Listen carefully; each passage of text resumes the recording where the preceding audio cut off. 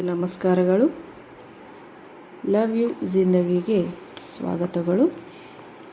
ನಾನು ಪದ್ಮಶ್ರೀ ಸಂತೋಷ್ ತಳಕೇರಿ. ಇವತ್ತು ನಾನು ಮಾತಾಡ್ತಾ ಇರುವಂಥ ಕರ್ನಾಟಕದ ಅದ್ಭುತ ಮಹಿಳಾ ಸಾಧಕಿ ಸುಧಾ ಮೂರ್ತಿ. ಇವರನ್ನು ಪ್ರೀತಿಯಿಂದ ಸುಧಾ ಅಮ್ಮ ಎಂದು ಕರೆಯುತ್ತಾರೆ. ಇವರ ಜೀವನವೇ ಸಾಕಷ್ಟು ಜನರಿಗೆ ಸ್ಫೂರ್ತಿ. ಹಾಗಿದ್ದರೆ ಸುಧಾ ಮೂರ್ತಿಯವರ ಜೀವನದ ಸಾಧನೆಯನ್ನು ನಾವು ಈ ಒಂದು ವೇದಿಕೆಯಲ್ಲಿ ತಿಳಿದುಕೊಳ್ಳೋಣ. ಸುಧಾ ಮೂರ್ತಿಯವರ ಜನನ 1950 ಆಗಸ್ಟ್ 19ರಂದು ಅಂದಿನ ಬಾಂಬೆ ರಾಜ್ಯವಾಗಿದ್ದ ಧಾರವಾಡ ಜಿಲ್ಲೆಯ ಶಿಗ್ಗಾಂವಿಯಲ್ಲಿ ಆಯಿತು. ಇವರ ತಂದೆ ರಾಮಚಂದ್ರ ಕುಲಕರ್ಣಿ ಒಬ್ಬ ಡಾಕ್ಟರ್ ಆಗಿದ್ದರು. ಇವರ ತಾಯಿ ವಿಮಲಾ ಕುಲಕರ್ಣಿ ಇವರು ಟೀಚರ್ ಆಗಿದ್ದರು. ಸುಧಾ ಮೂರ್ತಿಯವರು 4 ಮಕ್ಕಳಲ್ಲಿ ಎರಡನೆಯವರು. ಇವರ ಮೊದಲ ಹೆಸರು ಸುಧಾ ಕುಲಕರ್ಣಿ. ಅಜ್ಜಿಯ ಪ್ರೀತಿಯ ಜೊತೆಗೆ ಬೆಳೆದ ಸುಧಾ ಮೂರ್ತಿಯವರು ಇಂಗ್ಲಿಷ್ ಕಲಿಯಲು ತುಂಬ ಕಷ್ಟಪಟ್ಟಿದ್ದರಂತೆ. ಛಲ ಬಿಡದ ಛಲಗಾರ್ತಿ ಸುಧಾ ಮೂರ್ತಿಯವರು ಇಂಗ್ಲಿಷನ್ನು 1 ವರ್ಷದಲ್ಲಿ ಕರಗತ ಮಾಡಿಕೊಂಡರು. SSLCಯವರೆಗೆ ಕನ್ನಡ ಮೀಡಿಯಂನಲ್ಲಿ ಕಲಿತ ಸುಧಾ ಮೂರ್ತಿಯವರು PUC ಸೈನ್ಸ್ ತೆಗೆದುಕೊಂಡು ನಂತರ ಹುಬ್ಬಳ್ಳಿಯ BV Bhoomaraddi college of engineering and ಟೆಕ್ನಾಲಜಿಯಲ್ಲಿ ಸೇರಿದರು. ಈಗ ಇದು KLE ತಾಂತ್ರಿಕ ವಿಶ್ವವಿದ್ಯಾನಿಲಯ ಅಂತ ಆಗಿದೆ. ಇಲ್ಲಿ ಬ್ಯಾಚುಲರ್ ಆಫ್ ಇಂಜಿನಿಯರಿಂಗ್ ಓದಿದರು. ಎಲೆಕ್ಟ್ರಿಕಲ್ ಆ್ಯಂಡ್ ಎಲೆಕ್ಟ್ರಾನಿಕ್ಸ್ ಇವರ ಸಬ್ಜೆಕ್ಟ್ ಆಗಿತ್ತು. ಅವರು BE ಗೋಲ್ಡ್ ಮೆಡಲಿಸ್ಟ್ ಆದರು. ನಂತರ ಬೆಂಗಳೂರಿನಲ್ಲಿ ಮಾಸ್ಟರ್ ಆಫ್ ಇಂಜಿನಿಯರಿಂಗ್ ಓದಿದರು. ಇಲ್ಲಿ ಕಂಪ್ಯೂಟರ್ ಸೈನ್ಸ್ ಕಾಂಬಿನೇಷನ್ನಲ್ಲಿ ಮೊದಲನೇ ರ್ಯಾಂಕ್ ಪಡೆದು ಗೋಲ್ಡ್ ಮೆಡಲನ್ನು ಸಹಿತ ಗೆದ್ದರು. ಇವರು ಕೆಲಸಕ್ಕೆ ಸೇರುವಾಗ ಪುರುಷರಿಗೆ ಮಾತ್ರ ಅಂತ ಜಾಹೀರಾತು ಇದ್ದ ಕಾರಣ ಸಿಡಿದೆದ್ದು ಅದೇ ಕಂಪನಿಯಲ್ಲಿ ಇಂಜಿನಿಯರ್ ಆಗಿ ಕೆಲಸ ಮಾಡಿದರು. ಹೌದು, ಸುಧಾ ಮೂರ್ತಿಯವರು ಕಾಲೇಜಿನಲ್ಲಿದ್ದಾಗಲೇ ಅವರು ಓದಲು ಸ್ಕಾಲರ್ಶಿಪ್ ಬಂದಿತ್ತು. ಅವರು ಅಲ್ಲಿಗೆ ಹೋಗಬೇಕು ಅಂತ ತಯಾರಿ ನಡೆಸುತ್ತಿದ್ದಾಗ ಅಂದಿನ ಟೆಲ್ಕೋ ಅಥವಾ ಟಾಟಾ ಮೋಟಾರ್ಸ್ ಕಂಪನಿಯಲ್ಲಿ ಕೆಲಸ ಖಾಲಿ ಇರುವಂತಹ ವಿಷಯ ಅವರಿಗೆ ಗೊತ್ತಾಯಿತು. ಆದರೆ ಈ ಕೆಲಸ ಬರೀ ಪುರುಷರಿಗೆ ಮಾತ್ರ ಇರುವುದರಿಂದ ಸಿಟ್ಟಿಗೆದ್ದ ಸುಧಾ ಕುಲಕರ್ಣಿಯವರು ಟಾಟಾ ಕಂಪನಿಯ ಚೇರ್ಮನ್ ಆಗಿದ್ದ JRD ಟಾಟಾ ಅವರಿಗೆ ಒಂದು ಪತ್ರ ಬರೆದರು.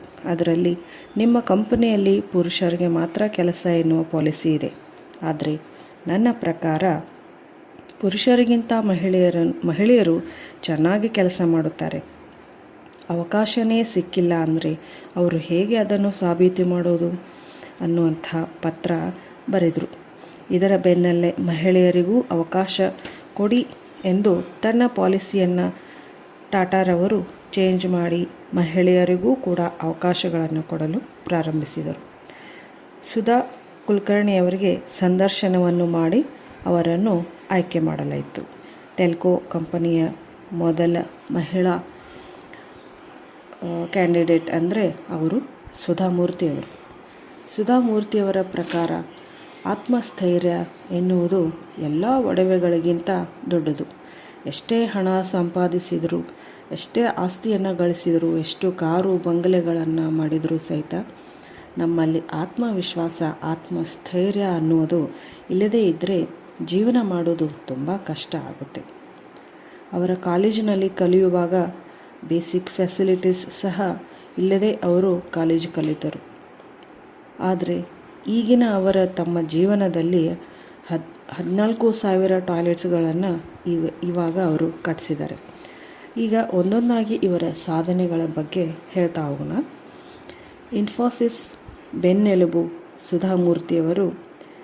ಇವರ ಪತಿ ದಿಗ್ಗಜ ಶ್ರೀ ಡಾಕ್ಟರ್ ನಾರಾಯಣ್ ಮೂರ್ತಿಯವರು 1972ರಲ್ಲಿ ಇಂಜಿನಿಯರಿಂಗ್ನಲ್ಲಿ ಕರ್ನಾಟಕದಲ್ಲಿ ಅತಿ ಹೆಚ್ಚು ಅಂಕ ಪಡೆದಂಥ ಕೀರ್ತಿ ಇವರದು.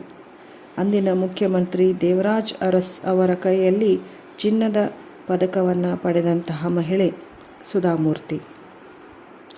1974ರಲ್ಲಿ ಇಂಡಿಯನ್ ಇನ್ಸ್ಟಿಟ್ಯೂಟ್ ಆಫ್ ಸೈನ್ಸ್ನಲ್ಲಿ MTechನಲ್ಲಿ ಫಸ್ಟ್ ರ್ಯಾಂಕ್ ಬಂದು ಇದರಲ್ಲೂ ಸಹ ಸುಧಾ ಮೂರ್ತಿಯವರು ಗೋಲ್ಡ್ ಮೆಡಲನ್ನು ಪಡ್ಕೊಂಡಿದ್ದಾರೆ.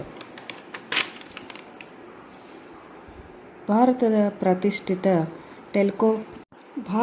ಪ್ರತಿಷ್ಠಿತ ಟೆಲ್ಕೋ ಕಂಪನಿಯಲ್ಲಿ ಉದ್ಯೋಗ ಪಡೆದ ಮೊದಲ ಮಹಿಳಾ ಕ್ಯಾಂಡಿಡೇಟ್ ಅಂದರೆ ಅವರು ಸುಧಾಮೂರ್ತಿ. ಇವರ ಪತಿ ಡಾಕ್ಟರ್ ನಾರಾಯಣ ಮೂರ್ತಿಯವರ ಬಹುದೊಡ್ಡ ಕನಸಾದ ಇನ್ಫೋಸಿಸ್ ಸಂಸ್ಥೆಯ ಬೆನ್ನೆಲುಬಾಗಿ ನಿಂತು ಆ ಸಂಸ್ಥೆಯ ಜಾಗತಿಕ ಮಟ್ಟದಲ್ಲಿ ಗುರುತಿಸಲ್ಪಡಲು ಇವರ ಕೊಡುಗೆ ಅಪಾರವಾದದ್ದು.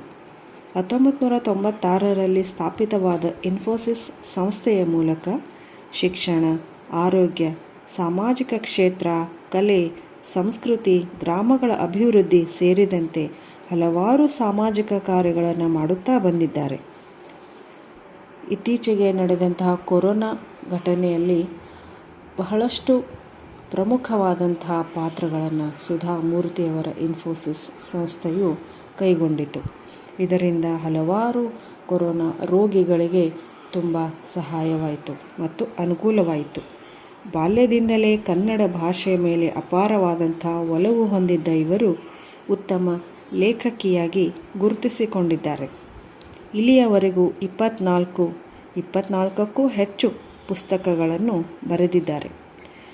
ಇವರ ಸಮಾಜ ಸೇವೆಗೆ 2006ರಲ್ಲಿ ಪದ್ಮಶ್ರೀ ಪ್ರಶಸ್ತಿ, ಪಬ್ಲಿಕ್ ರಿಲೇಷನ್ಸ್ ಸೊಸೈಟಿ ಆಫ್ ಇಂಡಿಯಾದಿಂದ ರಾಷ್ಟ್ರ ಪ್ರಶಸ್ತಿ, ಶಾಲಾ ಮಕ್ಕಳ ಕಂಪ್ಯೂಟರ್ ಬೆಳವಣಿಗೆಗಾಗಿ ಅತ್ತಿಮಬ್ಬಿ ಪ್ರಶಸ್ತಿ, ಮಿಲೇನಿಯಂ ಮಹಿಳಾ ಶಿರೋಮಣಿ ಪ್ರಶಸ್ತಿ, 2018 ಕ್ರಾಸ್ವರ್ಡ್ ರೇಮಂಡ್ ಬುಕ್ ಅವಾರ್ಡ್ ವತಿಯಿಂದ ಲೈಫ್ ಟೈಮ್ ಅಚೀವ್ಮೆಂಟ್ ಅವಾರ್ಡ್ ಸಹಿತ ಇವರಿಗೆ ದೊರಕಿದೆ.